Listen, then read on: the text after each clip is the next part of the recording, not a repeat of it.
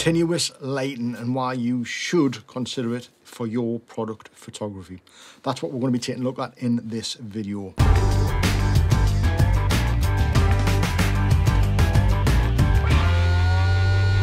With a combination of great cameras and great continuous lighting, the process of product photography has never been easier. So in this video, I'm going to show you why I think continuous lighting should be considered in your product photography. Now, for a long time, I've been using strobes in the studio, but I have really been leaning more towards continuous LED lighting. It's just made the whole process so much easier and so much more enjoyable. Being able to see exactly where the light's falling, having that real-time view in the camera of the exposure, so you can kind of get that image, that shot just nailed really quickly, tethering to a laptop or an iPad as well, so you can see it all on a big screen. It makes the whole process so much easier from kind of backyard when you're trying to maneuver all the little bits that you need to maneuver. If you're trying to get the watch in a certain place, trying to get the light in a certain place, being tethered makes that whole process much easier when you're working by yourself. Now, the continuous lighting that I'm using is the Pixapro LED 120B Pro. It's a 120 watt LED light and more than enough powerful for the images I'm going to show you as well. So we'll go through some of the images I've shot.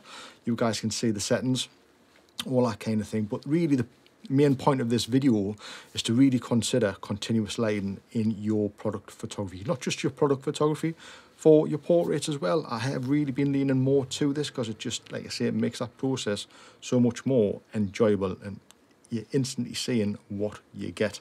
So we'll take a look at a couple of images that we've shot using this this little setup. I'm shooting just this watch. This is a watch that was given to me for Christmas, so I thought it'd be a good idea to use this as our subject. It's got quite a shiny face, so a little bit difficult to light, but again, using the continuous lighting, you're able to see exactly where that light's falling, so it makes that process just that little bit easier. Now, I've set the setup on, it's one of my own personal backdrops that I have made for me by one of my friends who was a Venetian plasterer. So it's got loads of lovely textures within that board. And I've just set it up with a few items from around the studio just for the watch, a bit more of a vintage type look to the image as well, the overall set of these images. So we'll dive in, we'll have a quick look at the images. This is the first image I shot. You can see I'm shooting RAW, and on the screen all the settings. We're shooting at 1/100th of a second, f10, ISO 200. So you can see you're getting a good depth of field within this image, and that light's producing enough to get with to f10 at ISO 200. Now, I could drop the shutter speed down a lot more. I could bump my ISO to at least 1000 and not even worry about the quality of the image. So there's a ton of possibilities within using continuous lighting as well nowadays. It's so much better. The color rendition, the color accuracy, all that kind of stuff from using LED lights is way better. And the bonus as well is that once you've got these lights set up, if you're somebody like me who likes to create content for YouTube and behind the scenes, the lighting is already set up on your product. There's no need to set up extra lights. So if you were shooting with studio strobes, you'd have to rearrange everything else to set up with lights and start shooting the products in the behind the scenes. But as it is, you're killing two birds with one stone. So this is the raw image. That's the raw image that we've shot in camera. That's the edited image. Now, this is just using one of my presets, which is available over on the website.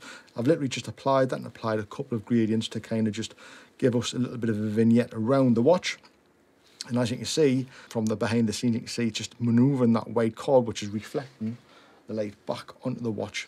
So I'm basically using the 120D and I'm shooting that with the standard reflector that comes with that light, and that is being fired through one of my homemade diffusion panels, and that's just tracing paper on a foam cord, and that's just diffusing that light a little bit, but I'm lighting it from behind, so that light's actually acting as two lights.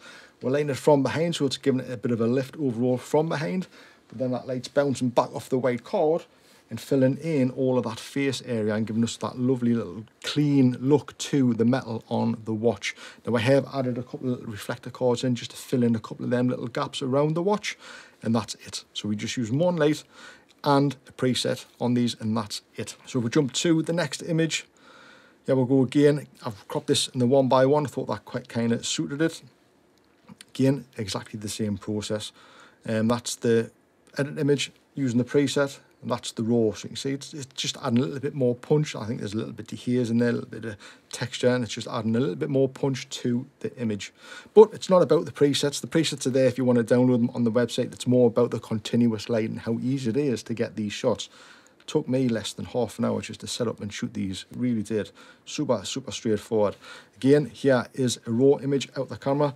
This one was shooting at f8 ISO 200/100th of a second. We'll add the preset to that. Again, just giving it that little bit of punch. And move on to the next one. And that's with the preset added. You can see how effective that is, and you can see how effective the lighting is. Again, it's not about the presets. It's not about the editing side of it. It's about the whole process of using continuous lighting, how easy it is. And I want to kind of introduce you guys, or anybody else who hasn't used continuous lighting, to continuous lighting, because it really does make the whole process nowadays with the cameras we have, because obviously they show the live exposure on the back of the camera. It just makes that whole process so much easier. So it's something that you should probably consider in your photography, for product photography and for portraits. It's something that I'm going to be using going forward more, pretty much all of the time. I'm probably going to be using LED lighting, to be honest, because it is an easier process, especially with me creating content for YouTube. I think it's something that could interest a lot of people, and anybody starting out in photography. It can be difficult to understand lighting, flash power, flash durations, all that kind of stuff. Whereas with continuous lighting, you're seeing it with the live exposure on the back of the camera, you cannot really go wrong. So consider continuous lighting in your product photography. I'll be back with more videos using continuous lighting in different scenarios. I'll be back with more videos on reviews. I'm looking forward to getting back into it this year. So hopefully you guys will be able to tag along and join me. And look forward to seeing you guys in the next one. So that being said, I will see you guys then.